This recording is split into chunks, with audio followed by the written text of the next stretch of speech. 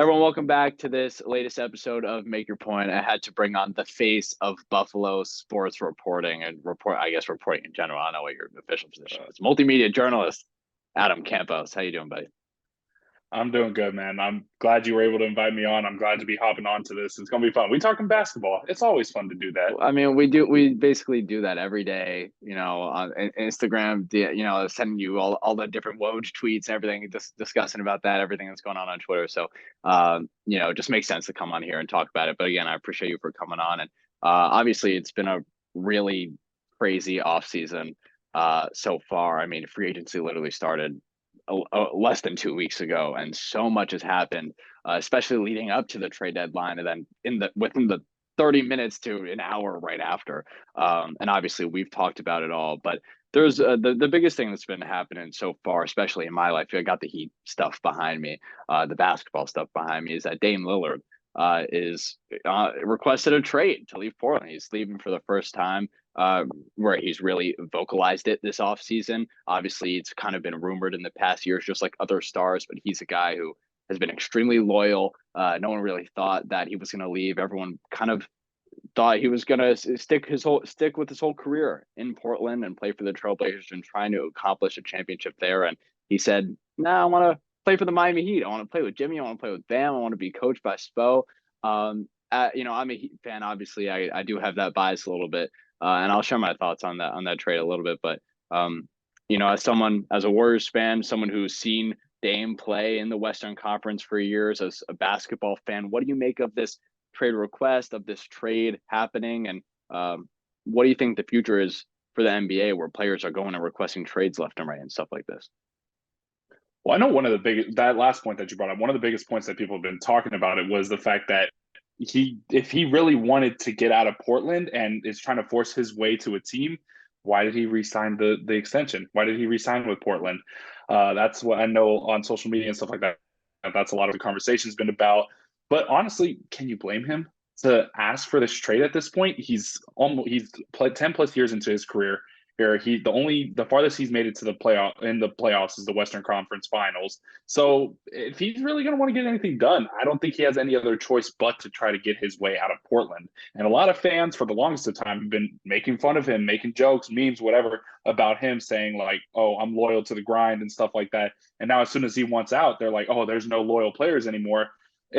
Fan discourse always gets back and forth, and I think with that fan discourse, it's kind of tainted Dame's reputation a little bit, because everybody knows like he's huge on loyalty, but when it's time to make the move, he knows now it's the time. So I think it's good that he's making this move now.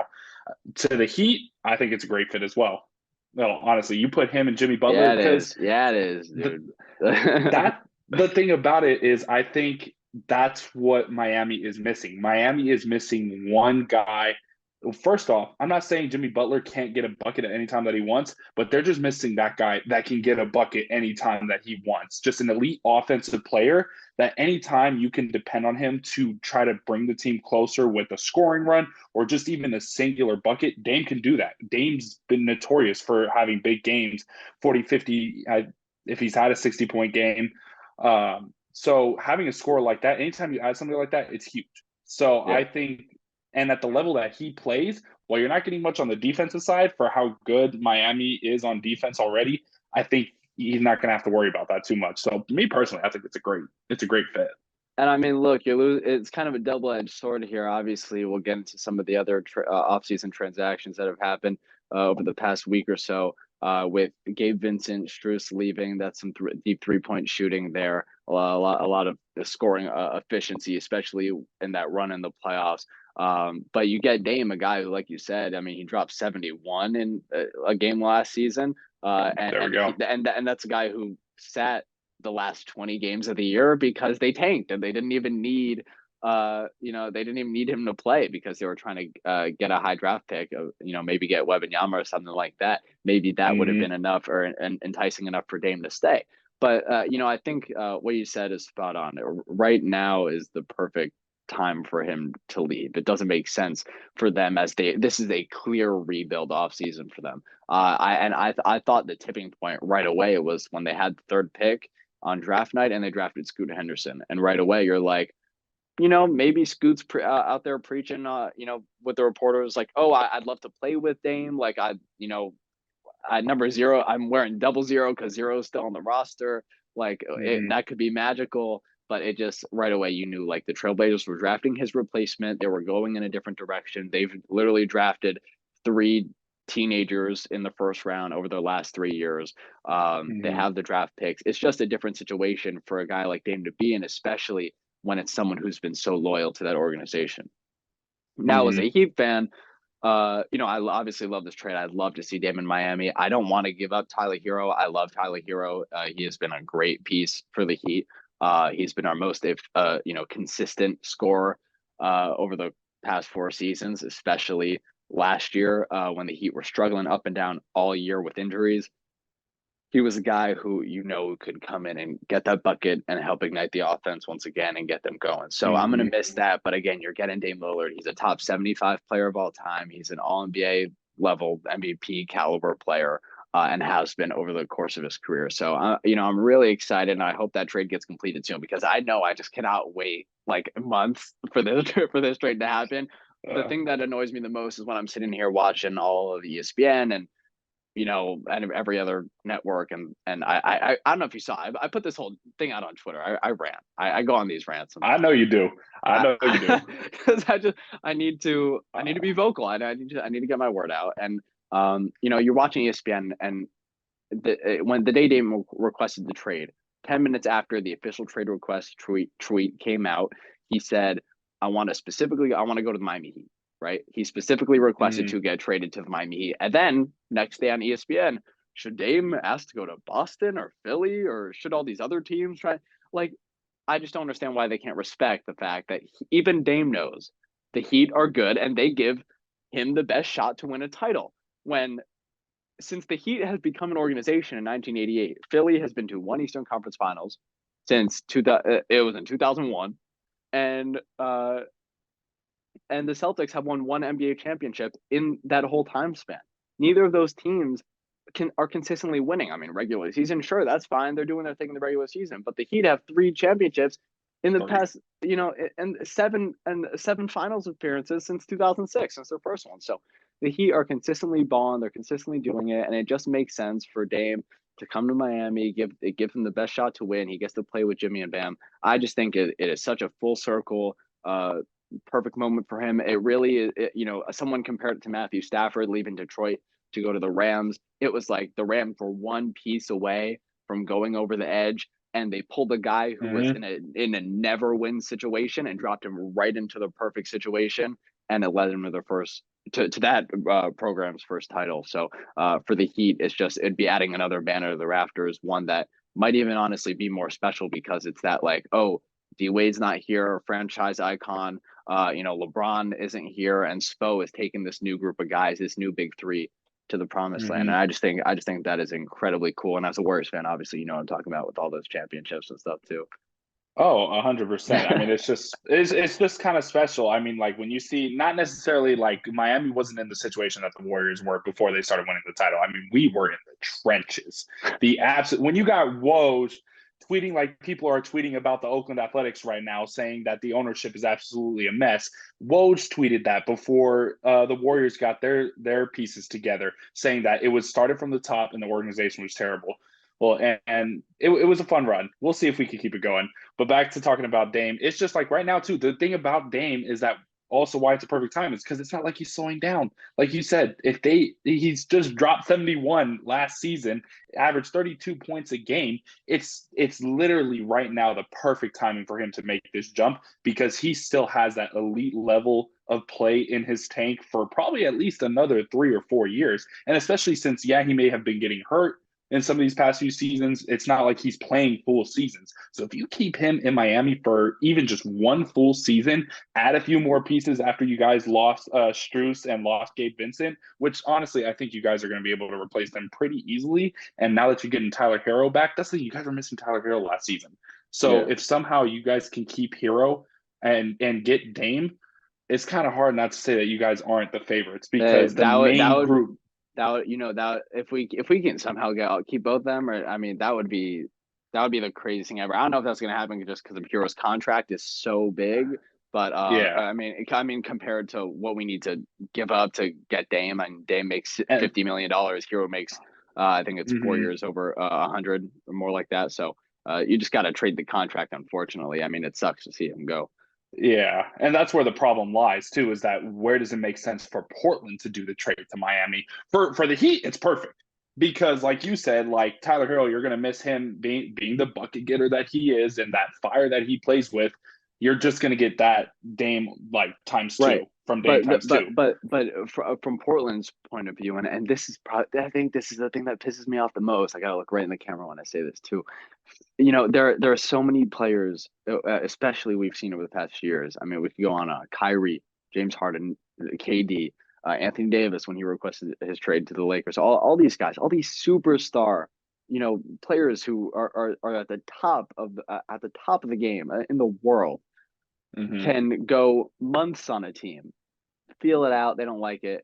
Go to the front office, request a trade with 4 to 5 years left on their contract, and the team will do it in a heartbeat, right? Dame, 11 years with the Trailblazers, won Rookie of the Year, been an MVP level player his whole career, still dropping 70 points, has been as loyal as they come. He's actually a player who has earned the ability to ask for a trade request, It's and business. people are acting like, oh well, Portland needs to do what's best for them.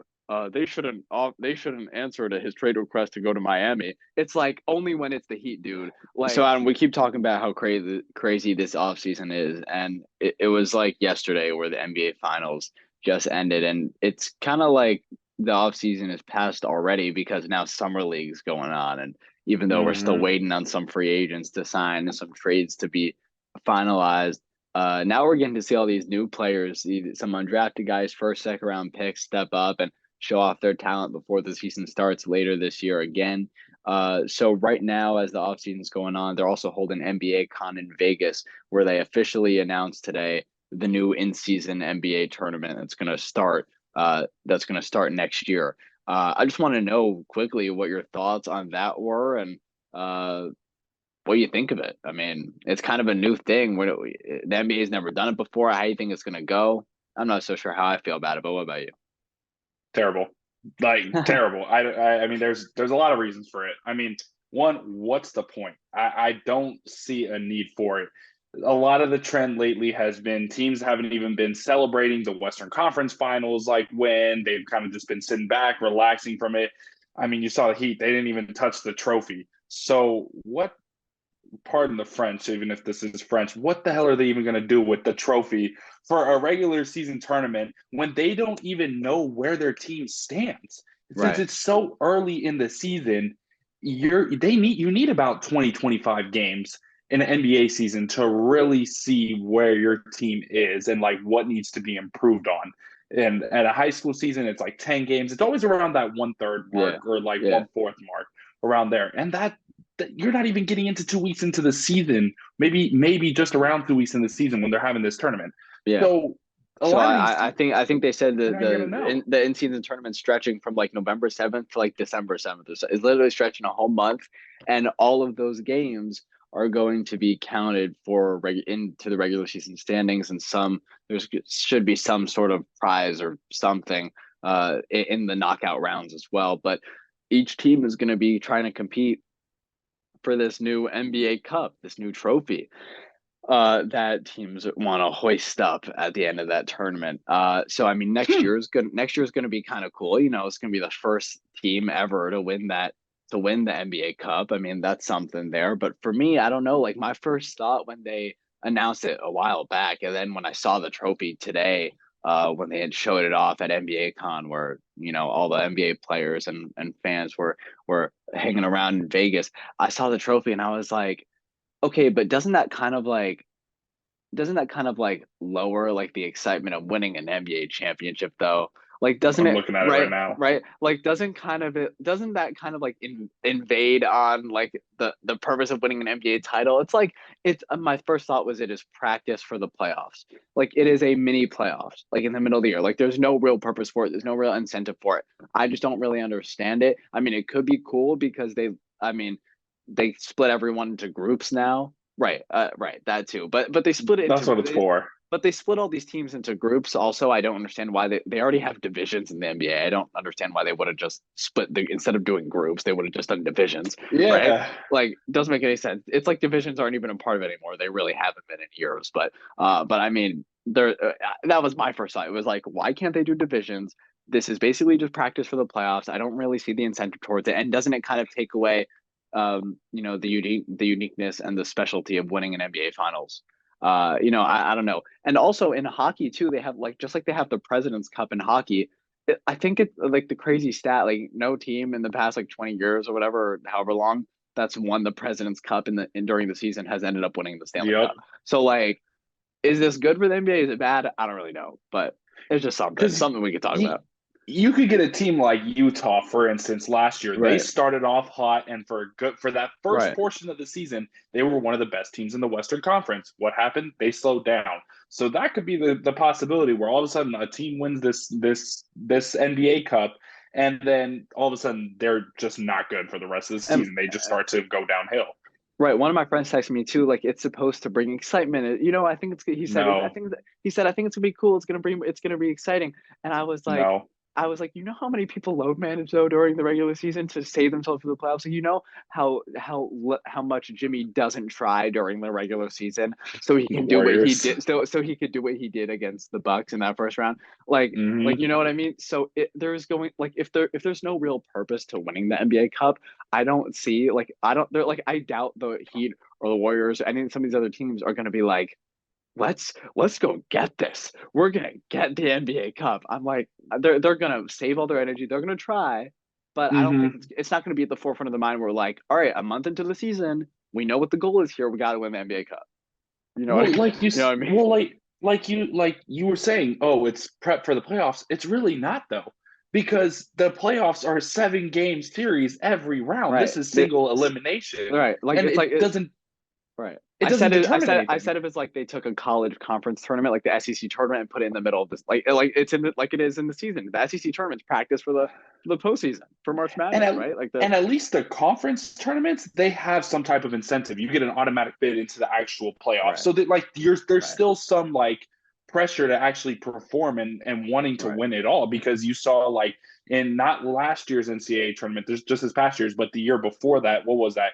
Yeah, 2022, you yeah, saw teams that like Oregon State that all of a sudden made this run after winning the Pac-12 tournament, and even you could name other people. I'm just thinking that one yeah. immediately came off the top of my head, but they have some incentive. These guys winning the NBA Cup, there's no incentive to it. Look, There's I no mean, real motivation or purpose. it's for extra bragging rights, and you get another trophy. I mean, Ain't nobody going to be bragging about that. If that's if something right I there. see somebody, if I see somebody on Twitter go out and say, "Well, we won the president or the NBA Cup," I'm laughing at that. I don't care. Like that's the most casual thing you could possibly say as an NBA fan on Twitter. But you know what? On Twitter, it wouldn't surprise me because people be saying the most outlandish things on Right. Twitter. So that's I think honestly that's probably what I'm going to look forward to the most is the Twitter discourse over this entire cup. Besides that, I Yeah. I don't like it at all. And before I we mean, end here, I asked you before we got on to make a list of your top three favorite off-season moves. So I want to go through that right now. We'll go back and forth. We'll start at three and we'll alternate. We'll go up to one and finish there. I want to see what you came up with because I feel like we think the same a little bit. I feel like we got the same vibe of moves. Like I feel like we're gonna respect each other's moves. Um, mm-hmm. but I do want to know what you thought. Like, are they your favorite? Are they like underrated? Like, are they like, oh, I love this move that this team made? Like that, like people are overlooking this. So you go first. What's your third? What's your third one on your list that you got? The third one, I'm not even going to focus on teams specifically or players specifically. It's just going to be more on an overarching theme that I have noticed with the NBA over the last few years and now, especially this year. Where do guys all of a sudden get these mega deals for over $200 million that haven't proven anything in the league yet? Maybe they've proven that they're solid role players, as in Desmond Bain. He's a great role player. Is he somebody that you're paying $200 million over 4 years? Absolutely not. Tyrese Halliburton, love his game. But he's a one-time All-Star. LaMelo Ball, one-time All-Star, and you're giving them 260 mil. You're giving them $65 million a year. Curry's not even making that, and he is the best point guard of all time, and he's not even making that kind of money. When we talked about it. When you think a guy's making 30, 40, even 50 mil, you're thinking LeBron James, you're thinking Giannis, Jokic, Curry, KD, maybe those guys alone. But when all of a sudden you got these guys that have barely done anything into the league, let alone gotten to the playoffs or barely just an all-star, they're getting this type of money. It kind of goes back to that's the CBA question. How are teams going to be able to afford guys when now the price of players has been so high for so long over these last few years that it's just going to have to drastically drop? So my number three, I kind of went with more specific player stuff that happened, and my third is Strus to the Cavs. And as much as that pains me, because I Strus is just, he's a Heat guy. I think it's a great move for Cleveland. Cleveland went out and they got some quality shooters this offseason. Strus has been inconsistent. He was inconsistent last year, but he came through when the Heat needed him, in that second play-in game in Chicago. If he doesn't have the fourth quarter that he has, the Heat don't win that game. The Heat don't go to the NBA Finals. It's the Heat's mentality is next man up, right? And Strus is the definition of that. Like he's that picture when you think of next man up. And that guy, he took Duncan's minutes. He became a starter. When Hero went down, and so that guy, he was just doing it all year, the past couple for the Heat, and I'm really happy to see him get his due in Cleveland. As much as it hates me to see him go there, but I mean, he's the shooting that they need. I mean, I remember in their first round against the Knicks, they literally had under 80 points in a game, and you cannot win a playoff series when you got a team with Donovan Mitchell, with Evan Mobley, all these guys, and you're shooting under 80 points. Like, so Strus is going to bring another level of just quality 3-point shooting that they're going to need. Number two, I'm gonna give some props to your Miami Heat right here. They're in their draft with Jaime Jaquez, because Mick Cronin is a very, very tough coach in terms of that mentality of sticking to your role, one, and two, playing as hard as you can. Mick Cronin is huge on that, and with that intensity and just being a dog. I like calling it that dog mentality. That's what the Heat got. Right. Just putting everything out on the floor, or not taking any breaks, and just literally giving it your all, 100% every time. And I remember Iguodala was talking. I heard it in an interview with Iguodala. I don't know, or it was an interview or a podcast, something. He had said when he got to the Heat, the culture differences between the Warriors and the Heat were insane, because the Warriors, he kind of got to just kick back. Everybody kind of got to do their own thing at their own pace. The Heat, day one, you're in there busting your tail. and that's what Mick Cronin has those UCLA guys doing. Right. If you're not bought into that system, you're not going to play. If you're not bought in to sacrificing yourself day in and day out for your squad, you're not going to get in. And now the fact that they got a guy 4 years of winning, that's the biggest thing. He has won at the college level. Maybe not a title, but consistent tournament runs, consistent top finishes in the Pac-12. You could say what you want about the Pac-12. It's still a really good conference overall.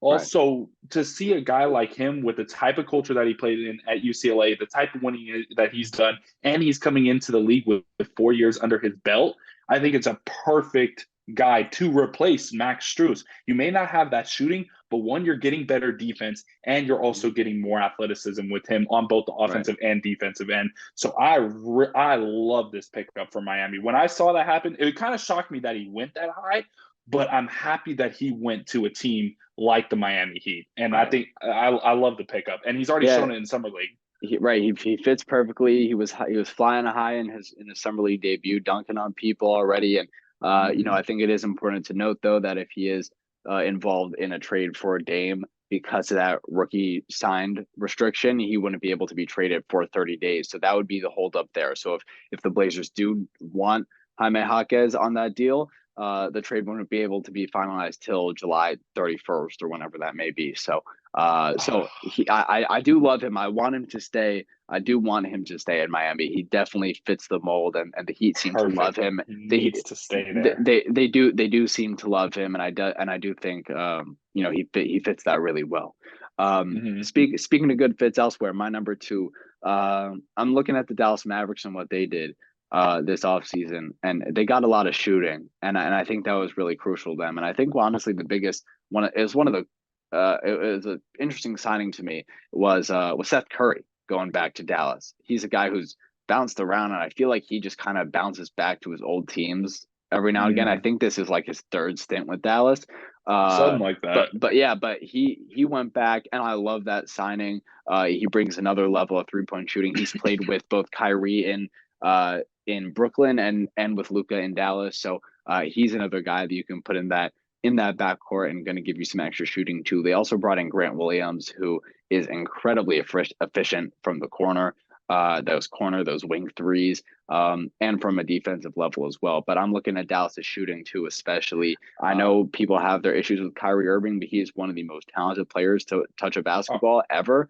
And now Luka is too, and I think them together could be really special if they have the right pieces around them. And I think what they did this offseason could be the first step. What's your number one? just say you're right. You're right on that point. At first, I thought it was kind of weird, but I mean, honestly, when you think about it, bringing in Grant Williams and Seth Curry, now you got pieces when Luka's driving and stuff like that, or he's coming off the ball screens. He's Right, got guys that he can rely on to kick out to right, the three, and it also just spaces the floor. That gives Kyrie and Luka more right, room to try to get in. And they're right, both great downhill, especially Kyrie. So right. those were really good moves. For My sure. number one. What other one am I gonna say? What else could I possibly say? Chris I Paul to don't the know. Warriors. Oh, what? Chris Paul to the What? Warriors. What the hell? First off, that's the first reaction I had. I was like, what the hell? What No, what you text me. Look, I don't want to say you're lying on here and you're happy now, but when that first happened, I don't know if you were too happy that Chris Paul absolutely was not. Absolutely not. I don't even want to say you were unhappy. It was just like you were kind of in shock because it was so unexpected. Like you did not expect that to happen. I didn't expect that to happen. You're a Warriors fan. And I heard they were talking about there was some interest in it, and at first I'm like, no, there's no way. I just didn't think so. And like I had finally, after I got over my emotions of losing Jordan Poole and stuff like that, because Jordan Poole helped us win a title in 2022. So my whole thing was like, okay, I'm not mad that they got Chris Paul. I'm not mad that they traded Jordan Poole, but I'm mad that they traded Jordan Poole for Chris Paul. The thing that hurt the Warriors last year was the fact that they did not have anybody to lead that second unit. And Draymond Green said it on the podcast with Paul George the other day.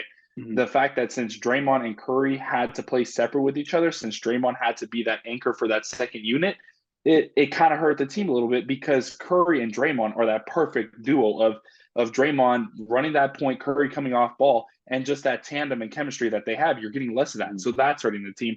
And now the thing with Chris Paul, you're not going to be expecting him to play 40 minutes a game and be a number one or number two Right. option. He could come in and just be what he is the best at, be a point guard. And he could the mentorship that he's going to be able to bring to the younger guys is going to be I incredible. think Trace Jackson Davis, these young guys, Yeah. these young forwards who are athletic, he's gonna set them up perfectly. Really, he's gonna help them grow as players too. It's gonna be cool. He's going to set a tone. And also, Even though I do think, and I want to hear your thought. I want to hear your thought on this quickly too, because now we got to wrap up. But my first thought with Chris Paul, I think I said this to you too, was I like that move because he's a playmaker. He's a guy that that could help. Obviously, he's one of the greatest point guards of all time, first ballot Hall of Famer. But I'm worried that the Warriors could have possibly gotten smarter as a team with Chris Paul in terms of their playmaking, their IQ, just another level of talent, but they got slower. And the Warriors love to play small ball. They love to run, they love to get going. And we saw, as 2 years ago on their title run, it was, they were going small ball with late in games with Dre at center, Andrew Wiggins at power forward, and they were running Steph, Jordan Poole, Clay, right? So that's a smaller lineup there. And now you're bringing Chris Paul. I'm like, if you're going to run that same small ball, Chris Paul doesn't have the same, jets that he used to, and neither does really that the rest of those guys on the Warriors team. So are they going to get smarter and slower because you trade away Jordan Poole, who can kind of keep you guys going downhill? hmm And I see the point that you're making, and this is where I was going to get to, and Right, on my last point about it is the right, right. fact not only is he going to be able to anchor the second unit and really be that leader, that point of bringing them together. And when it comes to the late game situations, you don't need to play small ball and play fast. It's going to be all about late game execution, and the Warriors didn't do that well last year, whether it was the second unit or the first unit. So you bring in a guy like Chris Paul to just really, again, put Curry off ball, what he does the Mhm. best, and just let Paul manage that offense in the late game situations. And now, since again, he's not going to be playing 40 minutes a game, he's not going to be as tired at the end of the game situations. Right. So and those are the times you really need to just slow down, execute, and make sure that you're playing the best basketball, fundamental basketball that you can. And that's going to be crucial for the Warriors going down since they didn't have any type of control last year. There you go. I think my most underrated sneaky move that I've seen this offseason, I'm sticking with another Western Conference team too, is what the Kings did. And this has gone really undocumented. I'm gonna try and find it here. I want to get the name right because I honestly think it's really cool. Sasha Vezenkov agreed to a 3-year deal, and you're like, who's that? Who's that? I don't know who that is. He's the Yeah. he's the reigning EuroLeague MVP. He's a 6'9" stretch four who shoots the three, and the Kings just took him when no one was watching and signed into their team. Also, the Thunder too went and signed the previous EuroLeague MVP to their roster, and I don't even know if he's going to even play. But now you're seeing these EuroLeague MVPs, these international players. Obviously, we're seeing the strides that Wembanyama, some of these other draftees are making in summer league right now, and what they're going to be able to do next season. But I'm talking about these undercover signings that teams are going to get. The Kings had their Yeah. best. The Kings had their best year under Mike Brown in 20 years.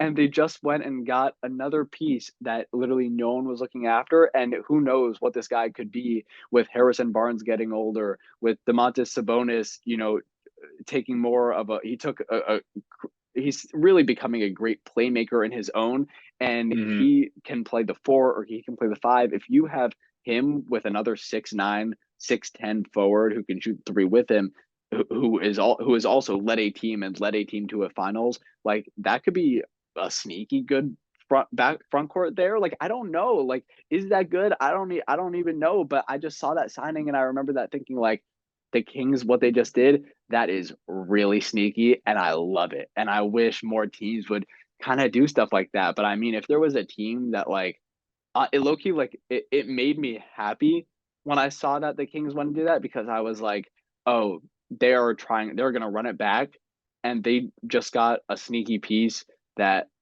might help them beat the Warriors in 7 games. Like And it's legitimately like they were that close, right? And they were the hmm best. They were one of the best teams all year. I mean, we're seeing the player that De'Aaron Fox is turning into. I mean, shout out Oh, Nico, he's right? But I nice. mean, Yeah. yeah, I mean, what the Kings are doing and what they did getting Sasha, my man Sasha from Greece. I thought that was pretty Yep. cool. I thought that was pretty Hey, cool. and in terms of EuroLeague MVPs, one of them, a former one, he's pretty damn good himself, as in Luka Doncic. So Right, right, EuroLeague ball. I mean, outside of the NBA, the EuroLeague is probably right, the second best league in the world. So to bring it for the Kings after the season that I didn't even like. You just brought it up right now. I didn't even know about it. I haven't heard anything about it. There's been no word, no national yeah, talk on it. So, and while, yeah, people could say, oh, it's EuroLeague ball. Okay, Luka, look at him. He's a prime example. It's worked. Anytime you got a talented guy like that coming over, or that could come in and help a team, especially like the Kings coming off of the season that they just had, they have so much momentum going into this next season. They're amped. right. They kept most of the guys that And they the had new from this jerseys run. too. You saw the new jerseys they got? Those are cold. I love those new They're jerseys. nice, So right? I mean, they now with this signing, I'd have to see him play. Granted, I haven't seen him play, but from what you Right, me neither. said Yeah, I don't before, know. Right. he seems pretty solid. You got a shooting big. That's what you need in the league now. I mean, that's a good signing just off of the fact that he won EuroLeague MVP. That's a hell of a signing by the Kings, and it's going to be interesting to really see how that plays out. But It's who would cool. have thought that for them, that their last piece to really push them over and be that dominant threat, it would be a Was EuroLeague it what player. was it what it could be a guy that maybe no one's heard of. And I think that's the coolest part about it. People are talking about how 100%. far the game has reached in the world, and you know, it even so much so that we just sat here for probably close to an hour talking strictly basketball. And that is so cool, and I love that so much. Dude, I appreciate you for coming on again and talk with me. I'm sure we will get off and start talking tomorrow about, you know, whatever other basketball news is coming up. But 100%. you know, I also want to say publicly, you're gonna kill it in Buffalo, dude. On air, you're gonna kill it. I appreciate you, man. I mean, thank you for having me on. I'm really happy that I was able to hop on here with you. I'm really happy you invited me. I mean, it's awesome to be on here, do these kind of things, and especially like right before I get started with work, you know, just to Yeah, have a right. little fun with Yeah, it before. this is practice. Think of it as practice, right? I love There it. we go. But Exactly. So hey, appreciate you, man. yeah, this has been another episode of Make Your Point, everybody. I'm Adam Avin. We'll see you again next time.